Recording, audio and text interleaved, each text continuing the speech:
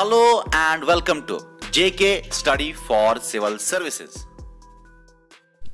अस्सलामुअलैकुम फ्रेंड्स। आज JK SSB accounts assistant accountancy series का ये लेक्चर नंबर 2 है। फर्स्ट लेक्चर में हमने पढ़ा था अकाउंटिंग का मीनिंग, अकाउंटिंग एक प्रोसेस है वगैरह जो मैंने बताया था आपको। मैंने फर्स्ट लेक्चर के ही एंड में आपको बताया था कि जो सेकंड लेक्चर होगा वो अकाउंटिंग टर्म्स के रिगार्डिंग होगा। बहुत ज़्यादा इम्पॉर्टेंट है गाइस, गौर से देख लीजिएगा ये सब। तो कल हमने पहली अकाउंटिंग टर्म जो है दैट इज़ ट्रांजैक्शन, वो मैंने कल वाली जो क्लास थी उसमें मैंने डिटेल में बता दिया आपको कि ट्रांजैक्शन किसे कहते हैं, व्हाट इज़ ट्रांजैक्शन। ये मैंने कल वाली क्लास में आपको पूरा एक्सप्लेन किया था। जिसने कल वाली क्लास नहीं देखी है लेक्चर फर्स्ट, आप वो वाली क्लास देख सकते हो, कोई इशू नहीं है। तो आज जो सेकंड लेक्चर है इसमें हम स्टार्ट करेंगे कैपिटल से। पहली टर्म जो हम आज एक्सप्लेन करेंगे दैट इज़ कैपिटल। कैपिटल किसे कहते हैं गाइस? आपने सुना होगा कि एक स्टेट, एक कंट्री, उसकी कैपिटल होती है। ये वो वाली कैपिटल नहीं है, लेकिन उससे मैं रिलेट कर लूँगा थोड़ा सा। कैपिटल कहते किसे है? एक बिजनेसमैन, कोई भी बिजनेसमैन जब एक बिजनेस स्टार्ट करता है, उस बिजनेस में फ्रॉम हिज ओन पॉकेट जितना भी अमाउंट वो इन्वेस्ट करता है उसे कैपिटल कहते हैं। एक ओनर जब एक बिजनेस स्टार्ट करता है, अपने बिजनेस में एक ओनर कितना अमाउंट इन्वेस्ट करेगा उस अमाउंट को हम कैपिटल कहते हैं। क्लियर यहाँ तक गाइस? अब जो कैपिटल होती है ये कैश में भी हो सकती है, ये काइंड में भी हो सकती है। अब आप बताओगे कैसे? एग्जाम्पल एक देता हूं मैं आपको। सपोज 2 पर्सन्स है, इन्होंने डिसाइड किया कि हम पार्टनरशिप बिजनेस स्टार्ट करेंगे। अब इन्होंने डिसाइड किया कि बिजनेस स्टार्ट करने के लिए 20 लाख की इन्वेस्टमेंट चाहिए। छोटा सा बिजनेस करना है, इनको 20 लाख की इन्वेस्टमेंट चाहिए। मिस्टर ए जो एक पार्टनर है वो 10 लाख देगा, मिस्टर बी जो दूसरा पार्टनर है वो 10 लाख देगा।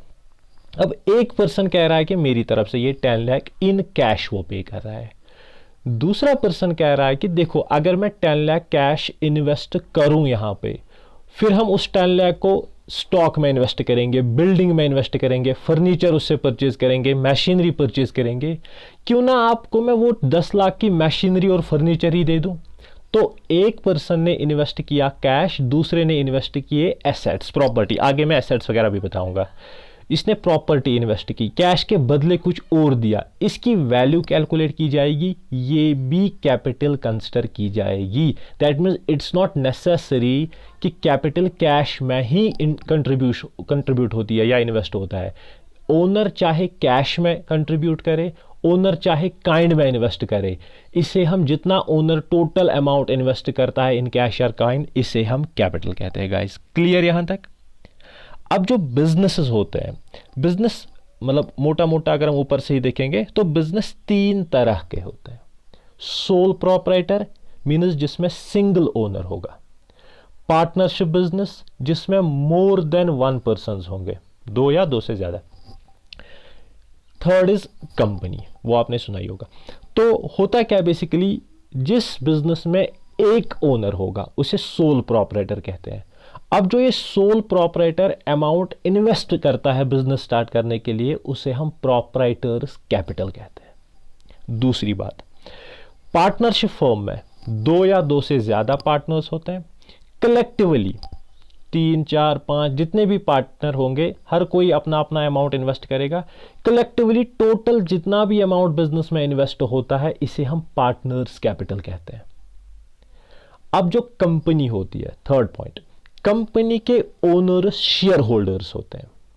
अब शेयर होल्डर्स जो होते हैं, जो शेयर होल्डर्स इस कंपनी में इन्वेस्ट करते हैं, वो शेयर होल्डर्स ओनर्स होते हैं कंपनी के, इसलिए इनकी इन्वेस्टमेंट को हम शेयर कैपिटल कहते हैं। आई होप ये पॉइंट आपको क्लियर हो गए होंगे।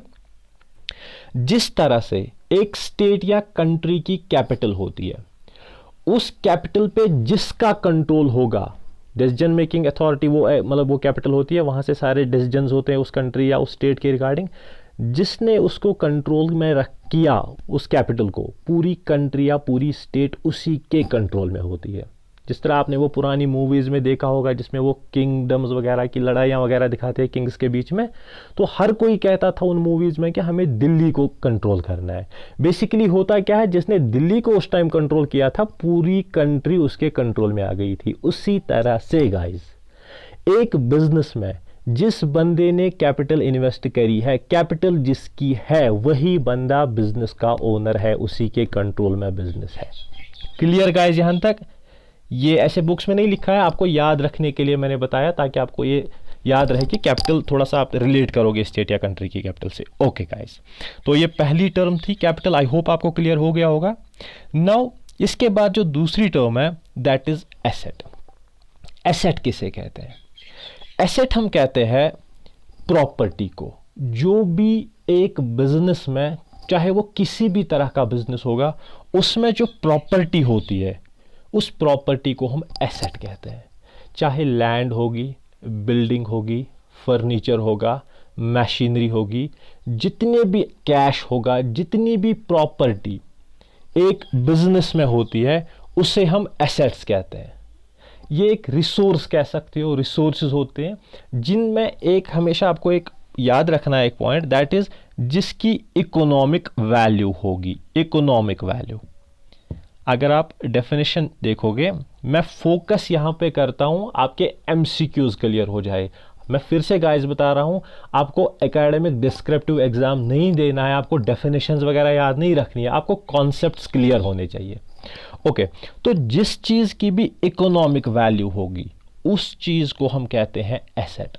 प्लांट या machinery, plant and machinery, furniture, आपके जेब में जो सेलफोन है, आपका लैपटॉप, आपका हाउस, आपने चाहे जितने में भी परचेज किया होगा इसे, अगर आप चाहोगे आप इस चीज को सेल कर सकते हो, बेच सकते हो, इसकी कोई ना कोई वैल्यू है, ठीक है। बट कौन सी value? Economic value, in terms of money जिसे कैलकुलेट करें।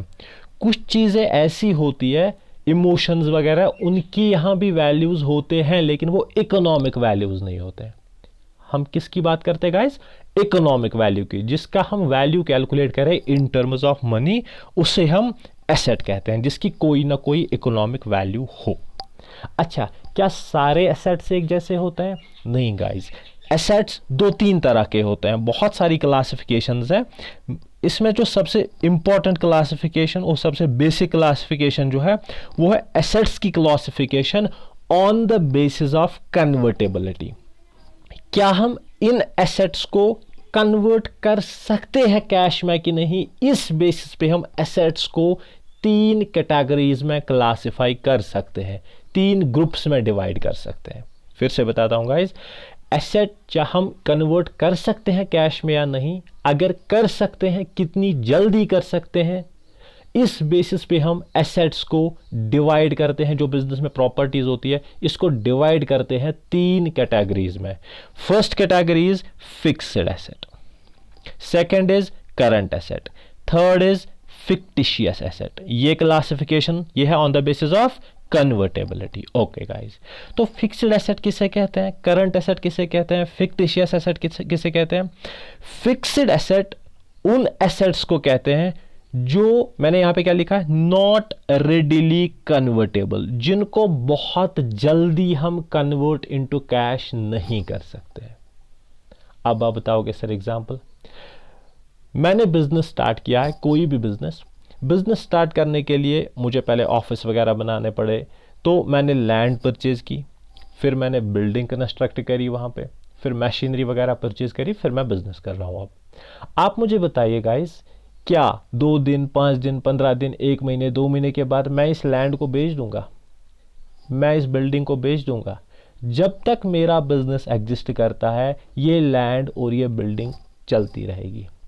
मैंने मशीनरी परचेज करी, आपको क्या लगता है 2 दिन, 5 दिन, 15 दिन के बाद ये मशीनरी बेच देते हैं हम? नहीं, जब तक हमारा बिजनेस कंटिन्यू होता है तब तक ये मशीनरी कंटिन्यू एग्जिस्ट करती है, जब तक इसकी लाइफ है। फिर जब ये खुद खराब हो जाएगी बाकी चीज़ वो अलग बात है, बट ये खराब यूजुअली मशीनरी 15 दिन, 2 महीने, 4 महीनों में नहीं होती है, बहुत ज़्यादा टाइम निकलता है इन चीज़ों को।